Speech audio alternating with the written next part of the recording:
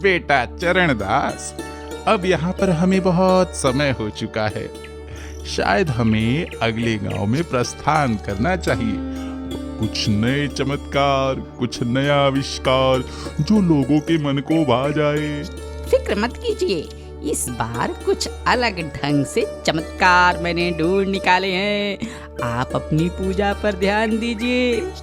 भगवान दास एक ढोंगी बाबा था जो हमेशा लोगों को मूर्ख बनाकर विज्ञान को गलत साबित करने में लगा रहता था। भगवान हमें शायद धर्मपुर गांव में जाना चाहिए। वहाँ हम हमारे चमत्कारों का असर अच्छे से दिखा पाएंगे। चरणदास, अगर तुमने कहा है तो जरूर यहाँ हम अपना डेरा डालेंगे, पर गांव में नहीं, गांव के बाहर, क्योंकि सही वक्त पे हमें निकलने में आसानी भी होगी। चरणदास और भगवान दास दोनों धर्मपुर गांव के बाहर एक पेड़ के नीचे अपनी झोपड़ी लगाते हैं। एक दिन चरणदास रात के समय गांव में आता है और एक किसान की गाय चुरा लेता है। किसान दूसरे दिन सुबह सुबह गांव की सरपंच रमा के पास जाता है और कहता है, रमा जी, मेरी गाय चोरी हो गई है। पता नहीं किसने चुरा ली। अब मैं दूध कैसे बेचूंगा? मेरा घर कैसे चलेगा? आप बिल्कुल चिंता मत कीजिए, भगवान पर भरोसा रखिए, आपकी गाय मिल जाएगी। हमने सुना है गांव के बाहर कोई बहुत बड़े संत बाबा आए हैं जिनके आशीर्वाद से सबका भला होता है। शायद वो आपकी कुछ मदद करें। वो उस किसान को लेकर गांव के बाहर बाबा के पास आती है और कहती है, हे बाबा, ये गरीब किसान है, इसकी गाय खो गई है, पता नहीं कौन चोरी करके ले गया। क्या आप अपना चमत्कार करके इसकी गाय लौटा सकते हैं? हरिओम हरिओम। अच्छा बच्चा, क्या नाम है तुम्हारी गाय का? बाबा, उसका नाम लक्ष्मी था। तभी अचानक बाबा अपने कमंडल से विभूति निकालकर हवा में फूंकते हैं और जोर से चिल्लाते हैं, लक्ष्मी, तुम्हारे मालिक तुम्हारा इंतजार कर रहे हैं। तुम्हें तुम्हारे मालिक के पास आना होगा। और ऐसा कहते ही गाय किसान के सामने आ जाती है। ये तो चमत्कार हो गया, आप सचमुच महान संत हैं। बाबा, मैं आपसे विनती करती हूँ कि मेरा बेटा बड़ा ही विज्ञानवादी है, उसे इन सब पर विश्वास नहीं है, पर मेरा विश्वास हो चुका है। आप मेरी सहायता करें। बोलो बेटा, क्या विपदा है तुम्हारी? मैं गांव की सरपंच हूँ। मेरे आंगन में एक कुआं है जिसे हमने ढक कर रखा है।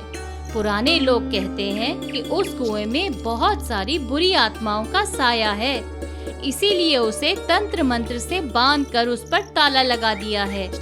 पर इसके लिए हमें सारे गांव को उस आंगन में ले जाना होगा और मैं जो पूजा बताऊंगा वो करनी होगी। बाबा, आप जब कहेंगे तब मैं पूजा करने के लिए तैयार हूँ, बस आप आदेश दीजिए। अच्छा है, जब भगवान की इच्छा होगी तो मैं स्वयं खुद तुम्हें बताऊंगा कि कब करनी है। मेरे आदेश का इंतजार करो। रमा भगवान दास के चरणों का दर्शन लेकर चली जाती हैं। हे भगवान, आज की शुरुआत तो अच्छी हो गई है। दान मिल गया है प्रभु। ये तो तेरा कमाल है। रात में जो गाय चुरा लाया और मेरी आवाज देने पर गाय को तूने छोड़ दिया। वाह, क्या चमत्कार है। हरिओम हरिओम। भगवान दास और चरणदास दोनों मिलकर जोर जोर से हंसते हैं और उनकी बातें रमा का लड़का विजय सुन लेता है। बाबा, मुझे आपका शिष्य बना लो। मैं आपका भक्त हो गया हूँ। उठो बालक, क्या नाम है तुम्हारा? मेरा नाम विजय है। मैं आपकी सेवा करना चाहता हूँ। विजय, जरूर तुम मेरे सेवक बन सकते हो, पर तुम्हें हर बार आदेश का पालन करना होगा। जैसा मैं कहूँगा करोगे क्या? बाबा, मुझे मंजूर है। आपकी सेवा करने के लिए मैं कुछ भी कर सकता हूँ। ऐसा कहकर विजय वहाँ से चला जाता है। दूसरे दिन बड़ी सुबह जल्दी चरणदास भगवान दास को बोलता है, भगवंत, आखिर कब तक यूं छोटे मोटे हाथ मार के रहेंगे? हमें इस गांव में बड़ा हाथ मारकर अगले गांव में जाना चाहिए प्रभु। क्या सोचते हो भगवान, बोलो ना। बालक, तेरी इच्छा जरूर पूरी होगी। जल्द ही मैं रमा को उसके घर के कुएं पर पूजा करने के लिए कहने वाला हूँ। भगवान दास और चरणदास स्नान करने नदी पर चले जाते हैं। फिर उनकी झोपड़ी पर विजय और सुनील आते हैं। विजय पेड़ पर टंगे एक माइक्रोफोन को निकाल लेता है और बाबा और चरणदास की सारी बातें एक रिकॉर्डर पर लगाकर सुनता है। जो यज्ञ करने वाले हैं उसमें जिसमें भस्म जहरीला होगा, सारे गांव वाले उसकी गंध में खो जाएंगे और धीरे धीरे धीरे सब बेहोश हो जाएंगे। सबके बेहोश होते ही हम हर घर में जाकर चोरी का माल लूट लेंगे और वहां से भाग जाएंगे। कैसी रही मेरी युक्ति? मतलब इस पूजा के दिन गांव में बहुत बड़ा कांड होने वाला है। फिर वो बाबा के आने का इंतजार करते हैं। विजय, बोलो बेटा, क्या हुआ? कैसे आना हुआ तुम्हारा?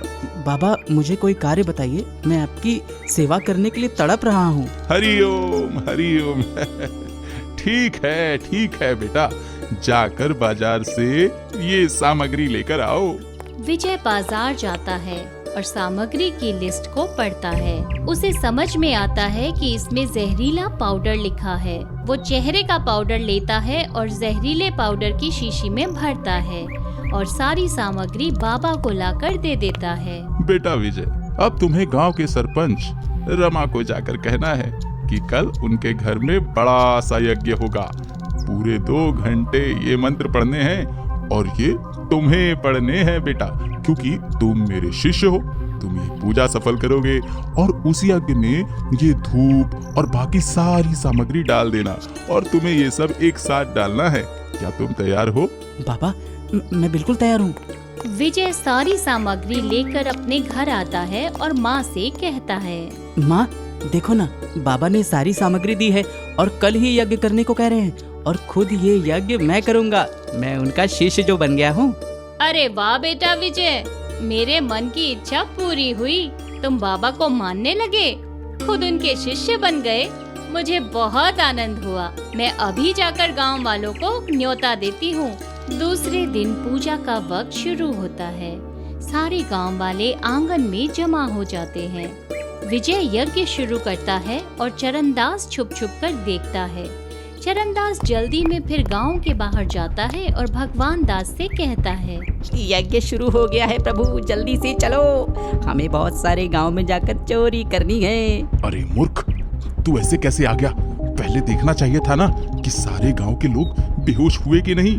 अरे भगवान, पहली बार आपने कोई युक्ति बताई। जब आपने उसमें बेहोशी की दवा डाली है तो बेहोश तो होंगे ही ना। भगवान दास और चरणदास गांव के अंदर आते हैं और 1-2 घर की चोरी करते हैं और फिर एक किसान के घर में घुसने वाले होते हैं।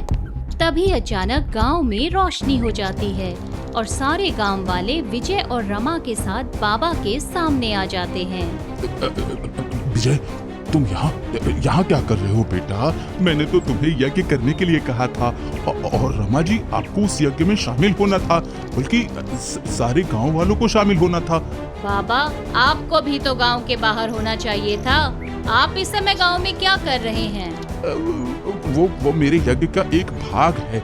तभी विजय और सुनील बाबा और चरणदास की माइक्रोफोन की रिकॉर्डिंग टेप रिकॉर्डर पर चलाते हैं और सारे गांव वालों के सामने बाबा का सच ले आते हैं। आपने जहरीली पाउडर डाली ताकि सारे गांव वाले बेहोश हो जाएं। पर मैं एक पढ़ा लिखा इंसान हूँ बाबा, मैंने उस दवाई का नाम पढ़ लिया था। आज तुम अपने ही जाल में फंस गए हो ढोंगी बाबा। रमा और सारे गांव वाले भगवान दास और चरणदास की पिटाई करते हैं और उन्हें पुलिस के हवाले कर देते हैं। हमारी अंधश्रद्धा का बाबा फायदा उठाने चला था। तुम्हारी शिक्षा ने सारे गांव को लुटने से बचा लिया। आज पूरा गांव बर्बाद हो जाता मेरे एक यज्ञ की वजह से। रमा एक लोहे की सलिया उठाती है और कुएं का ताला तोड़ देती है। इस कुएं का पानी कभी भी कम नहीं होता, चाहे कितना भी सूखा पड़ जाए। यही इसकी सच्चाई है। यहाँ कोई भूत प्रेत आत्मा नहीं है, ये सबके लिए खुला है।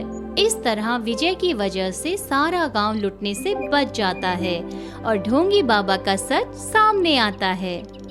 भक्ति इंसान के मन की भगवान के प्रति श्रद्धा है, परंतु पैसे के लालच में किए जाने वाले चमत्कार अंधश्रद्धा का गोरख धंधा है।